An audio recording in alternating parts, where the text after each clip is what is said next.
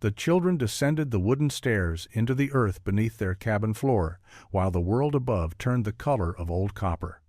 Thomas Mercer watched through the window as his neighbor's roof lifted into the sky like a sheet of paper, and he knew that everything he had built in the darkness below would be tested in the next 3 hours.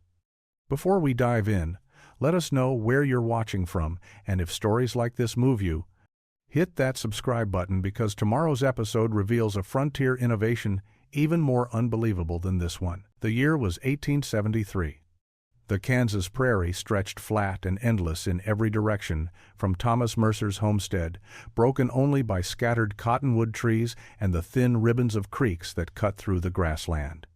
Thomas had claimed his 160 acres 3 years earlier under the Homestead Act, built a solid cabin, plowed 40 acres, and established himself as a competent, if unremarkable, settler. He had a wife, Sarah, a 5-year-old daughter named Emma, and a 3-year-old son named Daniel. His nearest neighbor, Henry Caldwell, lived 2 miles east with his wife Margaret and their 2 children.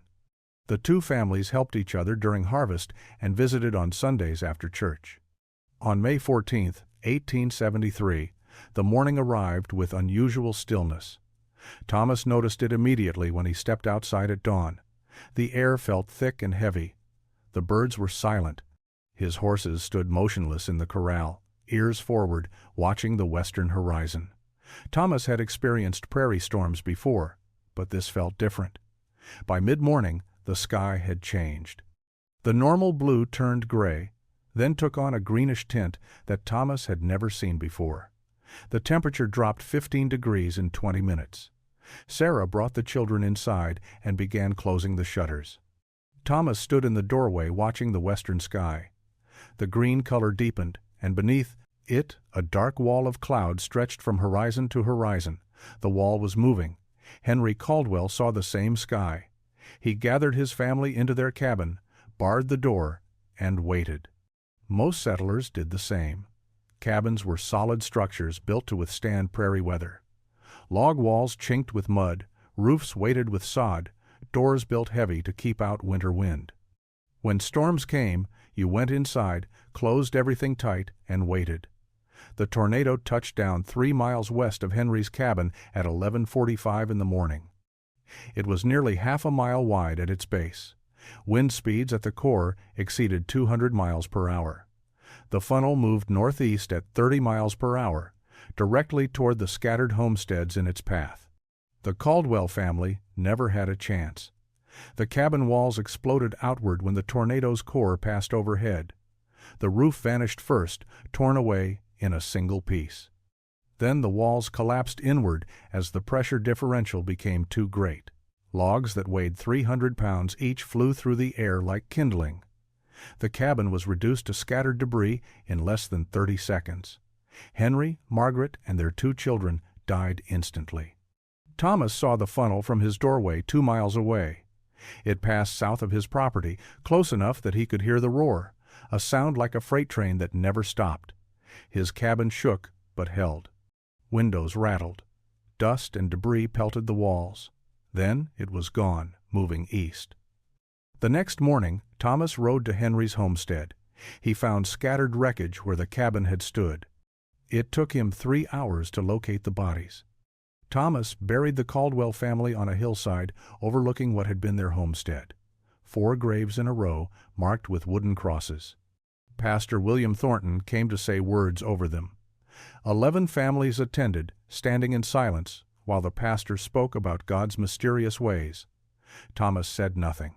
He stood with Sarah, holding Emma's hand, Daniel in Sarah's arms. But his mind was working through something the others had already accepted as inevitable tragedy. Over the next 3 weeks, Thomas rode to every destroyed homestead within 20 miles. 7 in total along the tornado's path. He examined the wreckage with obsessive attention. He measured distances, noted wind direction, studied how structures failed. The pattern was consistent. Every cabin built using standard methods had been destroyed when the tornado passed directly overhead. Cabins near the path, but not underneath, had survived with damage. The mathematics were brutal. If a tornado hit your cabin directly, you died. Walls could not withstand wind speeds above 150 miles per hour. Roofs tore away first, then walls collapsed. Logs that normally provided protection became deadly projectiles. Thomas found logs embedded 3 feet deep in prairie soil, driven like stakes by wind. He talked to survivors. Robert Hayes described watching his barn disintegrate while his cabin, 50 yards away, remained standing. Catherine Morris told him she had gathered her children under the kitchen table while windows exploded and the roof partially lifted. She survived because the tornado's edge clipped her property, not its core. Luck, not design, saved her. Thomas studied structures that provided protection. Root cellars dug into hillsides had survived intact. A storm cellar built 30 yards from a cabin had sheltered a family successfully. But Thomas identified the fatal flaw. They were outside. During Henry's tornado, time between first visible funnel and arrival had been less than 8 minutes. Henry would have needed to gather his family, open the door, run 30 yards through increasing wind and debris, get everyone inside, and secure the entrance. Impossible. External shelters required impossible timing and luck. You needed warning. You needed calm conditions for the journey. Henry had possessed neither. The solution formed over those weeks.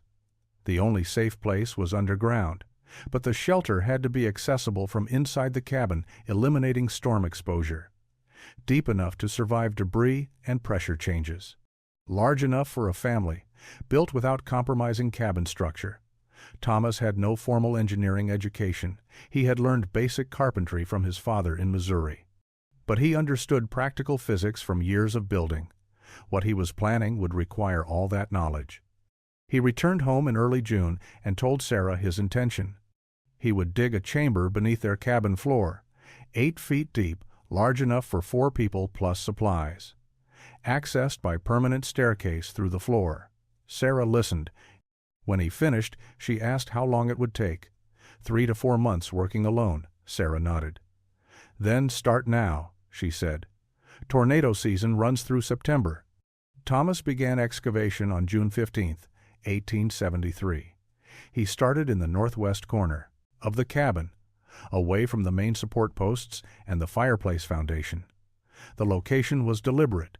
The cabin's floor joists ran east to west.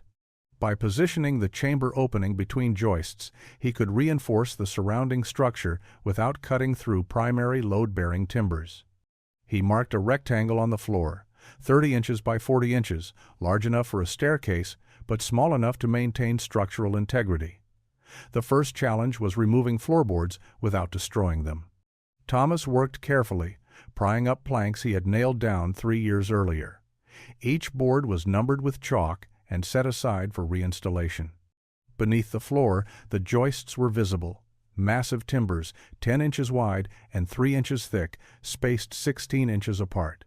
The earth below was hard-packed clay mixed with prairie soil, dry and dense from 3 years of supporting the cabin's weight. Thomas began digging at night after Sarah and the children were asleep. He worked by lantern light, using a short-handled spade and a bucket. The space was cramped. He could not stand upright beneath the cabin floor. He worked on his knees or lying on his side, scraping earth loose and filling the bucket. Each bucket held approximately half a cubic foot of soil. He needed to remove roughly 600 cubic feet to create a chamber 10 feet long, 8 feet wide, and 8 feet deep. That meant 1,200 trips up and down with the bucket. The physical labor was brutal. His back ached from the cramped position. His hands blistered despite work gloves. Dust filled his lungs and coated his skin. But he worked steadily, night after night, removing earth bucket by bucket. He dumped the soil in a low area behind the cabin, spreading it thin so neighbors would not notice a large mound of fresh dirt. During the day, he worked his fields, maintained his property, and acted as though nothing unusual was happening. By early July, he had excavated 3 feet down, across the entire planned chamber area. But he faced a critical problem. As he dug deeper, the cabin floor above him was losing support. The joists that had rested on solid earth now spanned an increasingly large void. Thomas could feel the floor flexing slightly when Sarah walked across it during the day. If he continued without reinforcement, The floor would eventually collapse into the excavation, possibly bringing the cabin walls down with it. Thomas built temporary support posts using cottonwood logs cut to precise lengths. He positioned them every 4 feet across the excavation area, creating a forest of posts that held the floor joists from below. The posts allowed him to continue digging while maintaining the cabin's stability, but they also made the work more difficult. He had to navigate between posts in near darkness, moving earth around obstacles, working in spaces barely wide enough for his shoulders. By late July, he had reached 5 feet of depth. His neighbor Jacob Winters stopped by one afternoon and noticed disturbed earth behind the cabin.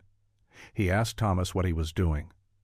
"Moving some drainage," Thomas replied. Jacob nodded but looked skeptical. The prairie was too flat for drainage problems. He did not press the question, but Thomas knew word would spread. Neighbors talked. In isolated frontier communities, unusual behavior attracted attention and speculation.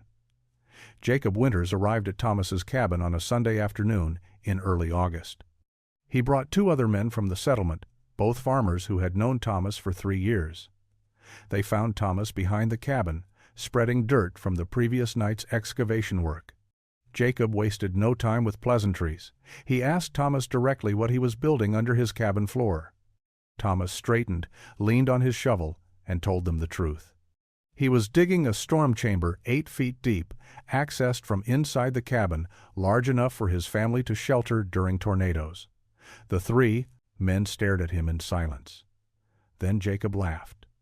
It was not a cruel laugh, but it carried disbelief and concern. He told Thomas that digging under a cabin was insane, that the structure would collapse, that he was wasting months of work on paranoia. 1 tornado in 3 years did not justify destroying your own home. The other men nodded in agreement. They had all survived the May storm. Their cabins had held. Henry Caldwell had been unlucky, caught directly under the funnel. That kind of direct hit was rare. Building an underground room was excessive, dangerous, and unnecessary. Thomas listened without arguing. He understood their perspective. To men who had survived the storm in their cabins, his project seemed like overreaction driven by fear. But Thomas had seen 4 bodies pulled from wreckage. He had measured the destruction patterns. He knew the mathematics. Direct hits were rare, but when they happened, above-ground shelter was worthless. He thanked the men for their concern and returned to his work. They left, shaking their heads. The following Sunday, Pastor Thornton mentioned the situation during church services. He did not name Thomas directly, but everyone knew who he meant. The pastor spoke about accepting God's will, about the difference between reasonable preparation and obsessive fear. He suggested that some responses to tragedy were healthy, while others indicated a troubled mind. Faith meant trusting in divine protection, not digging holes in the ground like frightened animals. Several families glanced at Thomas during the sermon. Sarah sat beside him, back straight, face calm, showing no reaction. After the service, Thomas and Sarah walked to their wagon in silence. Emma and Daniel ran ahead, chasing each other between the other families' wagons. As Thomas helped Sarah onto the wagon seat, she spoke quietly. She told him that people were calling his project Mercer's Folly and the Tomb. Some women had asked her if she was worried about Thomas's state of mind. Sarah had defended him, but she admitted the community's judgment was becoming difficult to bear. Thomas looked at his wife for a long moment. Then he described the engineering in detail, the temporary support posts holding the floor joists, the reinforced perimeter beams he was installing, the double joists he had added around the chamber opening. The floor was not going to collapse because he understood load distribution and structural mechanics. The chamber was not folly because it solved a real problem that had killed 4 people 2 months earlier. Sarah listened, then nodded. She told him to finish the work. The community could think whatever they wanted. Their children's lives mattered more than neighbors' opinions. Thomas drove the wagon home, grateful for his wife's trust, and returned to digging that night. By late September, Thomas had reached his target depth. 8 feet below the cabin floor, standing in a chamber 10 feet long and 8 feet wide, he could barely see the opening above him in lantern light. The excavation had taken 3 months of night work, removing 1,200 buckets of earth one at a time. His hands were permanently calloused. His back ached constantly. But the chamber was complete, and the cabin floor had not collapsed. The temporary support posts needed replacement with a permanent solution. Thomas installed heavy timber beams around the chamber's edge, creating a frame that distributed the floor's weight to surrounding earth walls. The beams were mortised at corners and pinned with iron spikes. The floor joists now rested on these beams instead of temporary posts. Around the chamber opening, Thomas doubled the floor joists, creating a reinforced frame. The opening measured 30 inches by 40 inches. He mortised the double joists together and connected them to perimeter beams below. The result was a rigid structure that transferred loads around the opening. When he removed the last temporary post, the floor held solid. Building the staircase required 2 weeks. Thomas rejected ladders immediately. During emergency, Sarah would need to carry Daniel while guiding Emma. A ladder was too slow, too dangerous. He needed permanent stairs a child could descend safely. He cut stringers from straight-grained oak, each piece 4 inches thick and 14 inches wide. The stringers were notched to create a 45-degree angle. He mortised steps into the stringers, each step a solid plank 3 inches thick. The steps were 18 inches deep and 24 inches wide. He assembled the staircase on the cabin floor, tested its strength, then lowered it into position. The structure was solid enough to support 3 adults simultaneously. Ventilation was the most critical unseen element. A sealed underground chamber would suffocate occupants within hours. Thomas extended his cabin's chimney, adding a section that appeared decorative. Inside this extension, he built a secondary flue, running down through the cabin wall into the chamber below. The flue was 4 inches square, large enough for air exchange, but small enough to prevent debris entry during storms. A simple baffle at the top prevented rain while allowing airflow. He stocked the chamber with supplies. 20 jars of preserved food on shelves built into earth walls, 4 wool blankets in a wooden chest, 2 oil lamps with extra fuel, a barrel holding 10 gallons of water, medical supplies in a tin box. The chamber was cool, dry, and dark. Thomas conducted his first test in early October. He descended with Sarah and the children. They closed the trapdoor from below, securing it with the crossbar he had installed. They sat in lamplight for 2 hours. The air remained breathable. The temperature stayed constant. Emma asked questions about the shelves. Daniel fell asleep on a blanket. Sarah looked at Thomas in the dim light and nodded. It would work. When they needed it, this chamber would keep them alive. Winter arrived in November with cold winds and light snow, but no tornadoes. Tornado season had ended. Thomas's storm chamber sat unused beneath the cabin floor, accessible through the trapdoor with iron hinges and crossbar lock. The chamber had cost him 4 months of labor, significant money for materials, and his standing in the community. Now it waited in darkness while life continued normally above. Jacob Winters stopped by in December. He asked to see the finished chamber. Thomas lifted the trapdoor and lit a lantern. Jacob descended the stairs slowly, examining the construction. He stood in the chamber, looking at the reinforced ceiling, the ventilation shaft, the stocked shelves. He climbed back up without comment. At the cabin door, he told Thomas it was impressive work, well built, probably unnecessary. The community had settled on a narrative. Thomas Mercer had responded to tragedy with excessive fear. He had built something remarkable from an engineering perspective, but pointless, practically. The May tornado had been a freak occurrence. The chances of another direct hit were astronomically small. Thomas had wasted months building protection against rare events. Poor Mercer, they said, lost his neighbor and could not accept that some tragedies were simply bad luck. Sarah heard the whispers at church and during settlement visits. Women asked with exaggerated concern if Thomas was sleeping well, if he seemed anxious, if the project had helped him find peace. The questions were kind in tone but condescending in substance.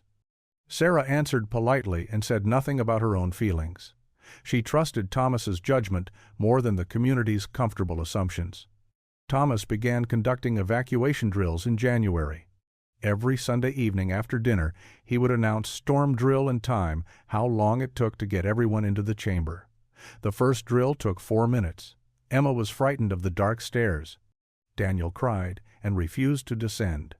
By the 10th drill in February, they had reduced the time to 90 seconds. Emma could descend independently. Daniel followed his sister without fear.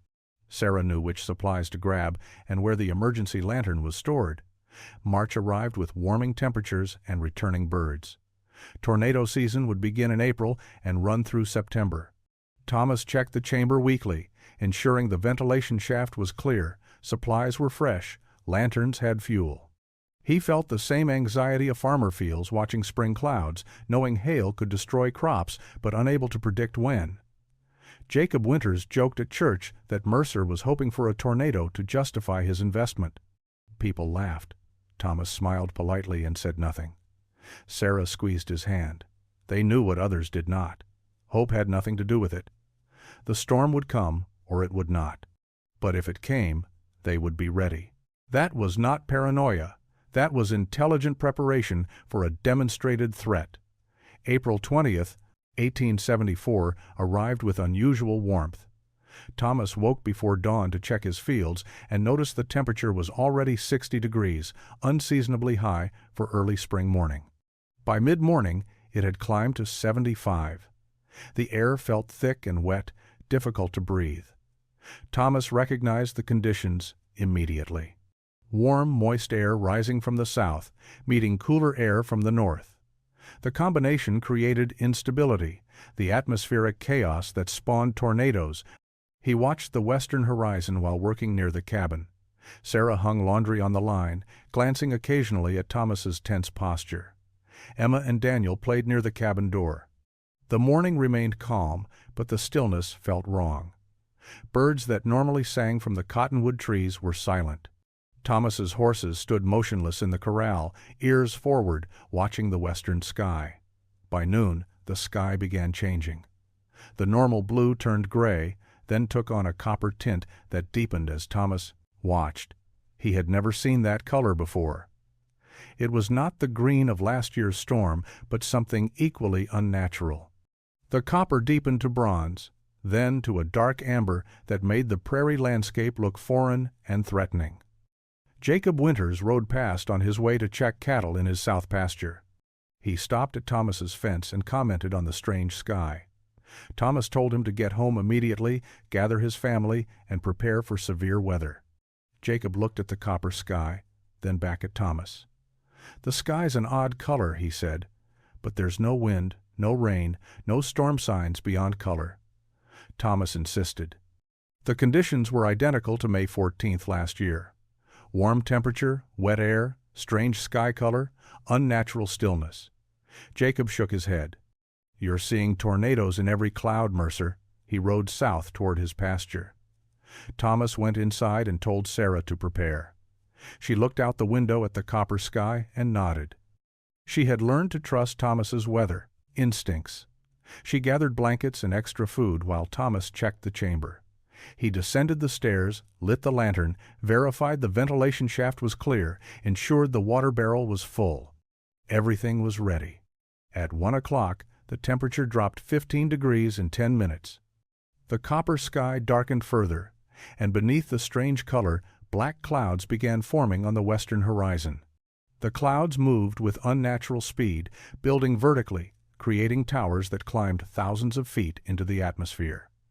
Thomas had read about supercell thunderstorms in a farmer's almanac.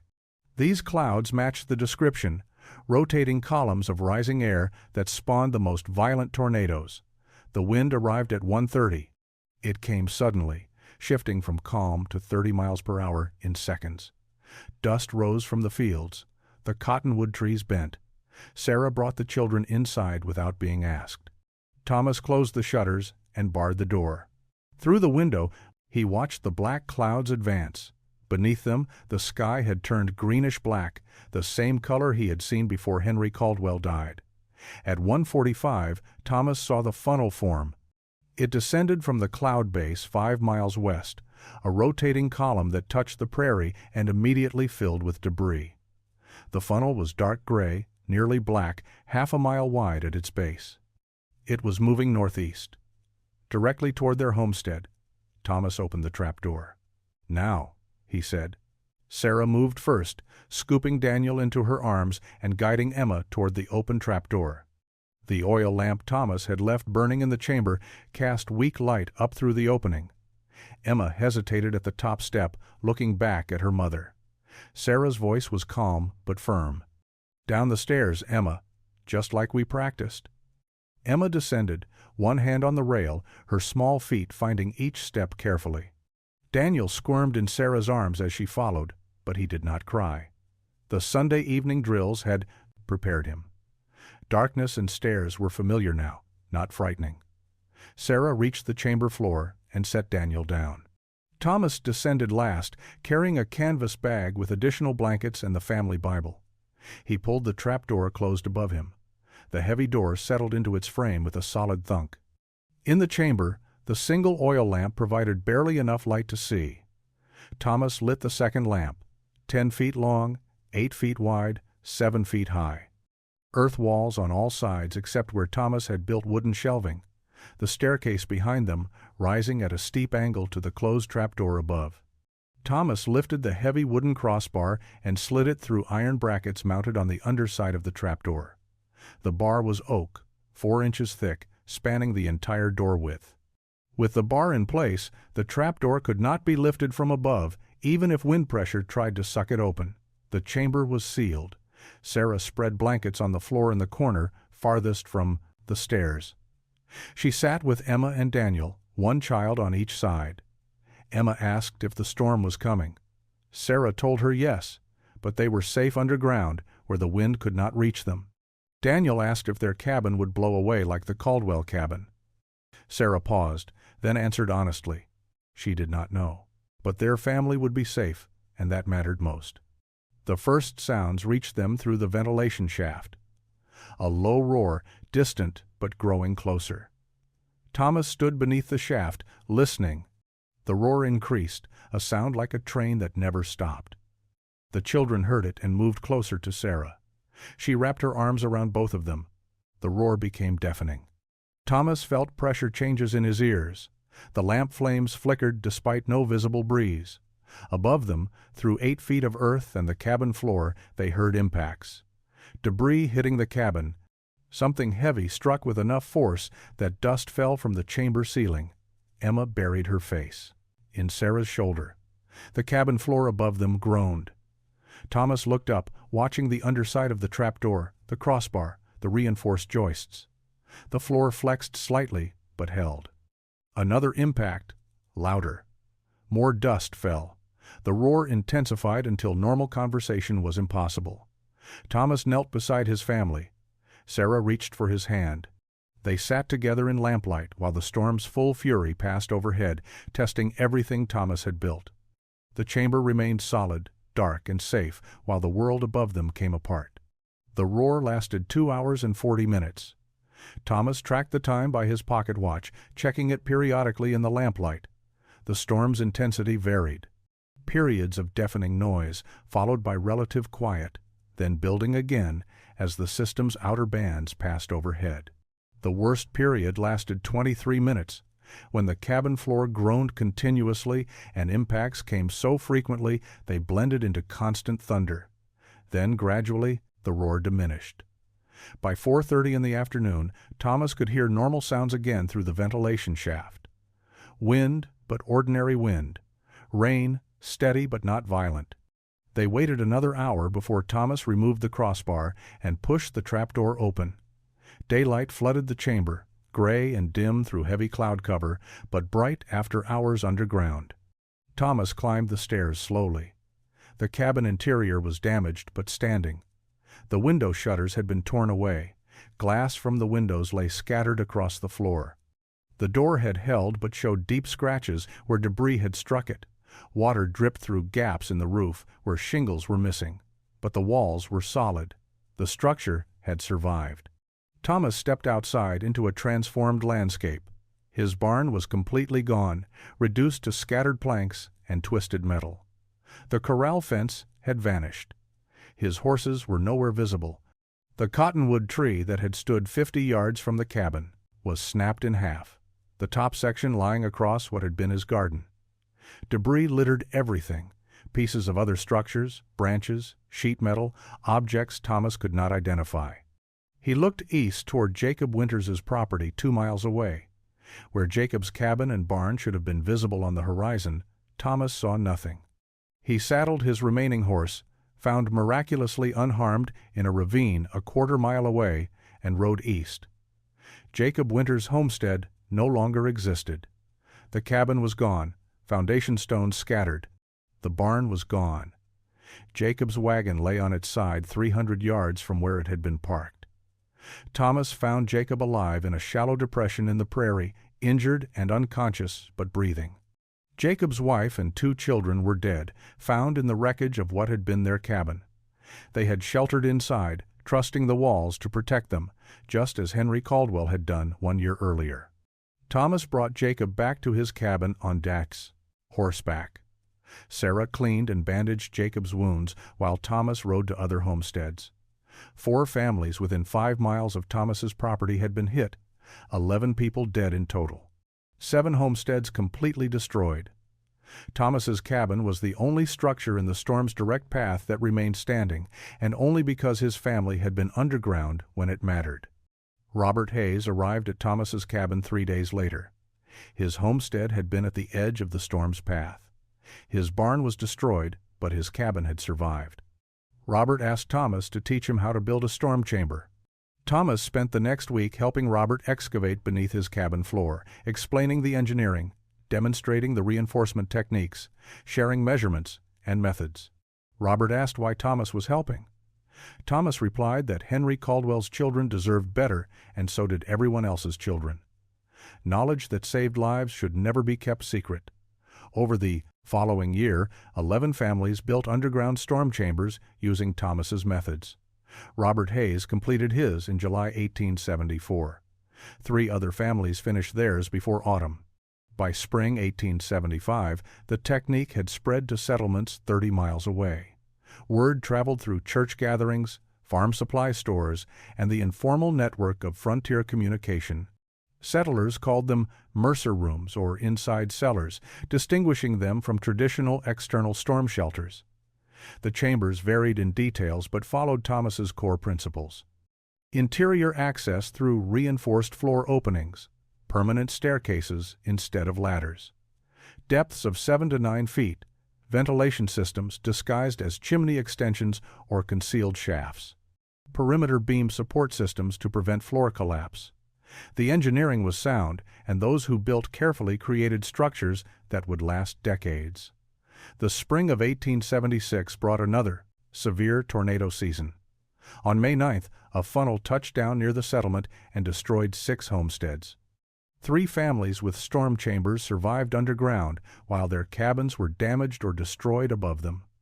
2 families without chambers died in the wreckage of their homes. The mathematics Thomas had calculated 3 years earlier continued proving accurate. Direct hits were survivable only below ground. Jacob Winters recovered from his injuries but never rebuilt his homestead. He moved to his brother's farm in Missouri in autumn 1874, unable to remain in the place where his family had died. Before leaving, he visited Thomas and apologized for calling the storm chamber foolish. Thomas told him no apology was necessary. Jacob had believed what most reasonable people believed. He could not have known. Pastor Thornton mentioned the storm chambers during a Sunday service in June 1876. He spoke about wisdom and preparation, about the difference between faithless fear and intelligent response to demonstrated danger. He did not apologize for his earlier skepticism, but his message was clear. Thomas Mercer had been right. The community had been wrong. Those who built chambers were alive. Those who had not were often dead. Thomas and Sarah sold their homestead in 1889. Their children were grown. Emma had married a merchant in the settlement. Daniel was working as a surveyor for the railroad. Thomas and Sarah moved to a small house in town, tired of frontier isolation, ready for easier living. The family who purchased their property kept the storm chamber maintained and used it during severe weather for the next 20 years. In 1910, Daniel Mercer brought his own children to visit the old homestead. The cabin had been expanded and improved by subsequent owners, but the storm chamber remained unchanged. Daniel lifted the trapdoor and showed his children the stairs their grandfather had built 37 years earlier. The oak steps were worn smooth from use but solid. The chamber below was still dry, still functional, still protecting families during tornado season. Thomas Mercer died in 1913 at age 62, never knowing how many lives his innovation ultimately saved. The technique he developed spread across Kansas, Oklahoma, and Nebraska throughout the late 1800s. By 1900, underground storm chambers accessed from interior spaces were standard construction in tornado-prone regions. The design evolved, improved, and eventually became the tornado cellars that remain common throughout the Great Plains today. Thomas's legacy was not carved in stone or written in books. It was built into earth and timber, preserving lives through engineering rather than luck, offering protection through foresight rather than prayer. A quiet innovation that asked nothing for itself except the chance to keep families safe when the winds turned deadly.